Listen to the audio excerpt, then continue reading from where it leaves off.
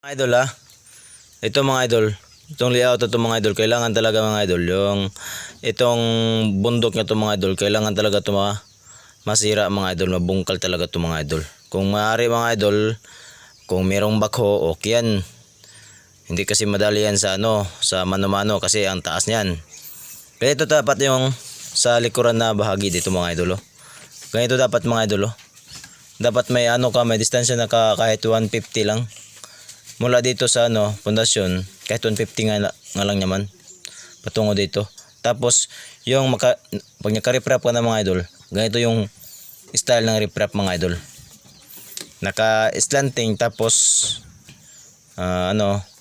pahiga, tapos slanting yun naman, pahiga na naman. Ito mga idol ito dapat yung magawa ng bahay mga idol para magkaroon ka ng magandang space mga idol. At saka dito rin mga idol, itong bundok ito mga idol, pag hukay ka dito sa gitna, yung harapan nito mga idol, magiging rin ito mga idol, mabangin-bangin yung kunti.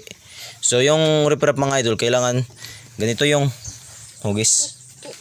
Nakaganon yun dito. Nakaganon dito sa harap, tapos patungo sa likod. Nakaganon talaga.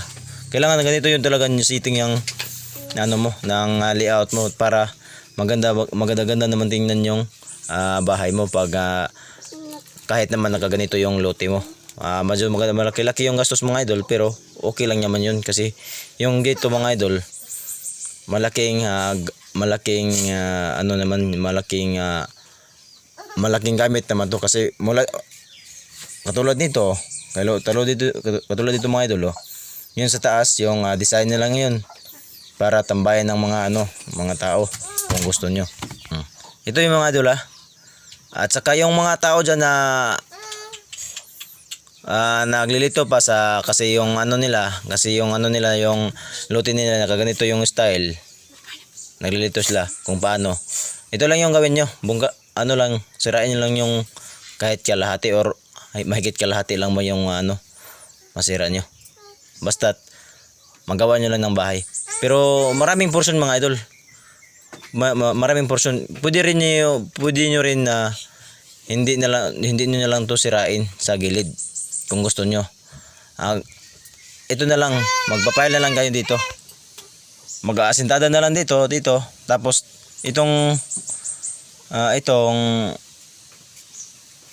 na lang yung ililibre yung bulada nito dito hanggang dito. Kahit meron namang 2 feet, 2 feet lang yung takbo mula dito hanggang doon. Kahit mo naman hindi bungkalin lahat, basta't maka-slanting lang talaga yan ng konti mula dito. Ito mga idol yan ang tips ko para sa inyo mga idol. Yung hindi marunong dyan mga idol, hindi marunong magawa ng bahay. Ito mga idol yung design ng bahay natin sa example natin. Ito mga idol, kung gusto niyo magagawa ng bahay tapos ganito yung style niyo, ito to, glass to at saka ito glass rin to. At ito kayo nang bahala nito kung ano talaga yung malagay niyo diyan. Pwede yan na i-disenyo niyo lang sa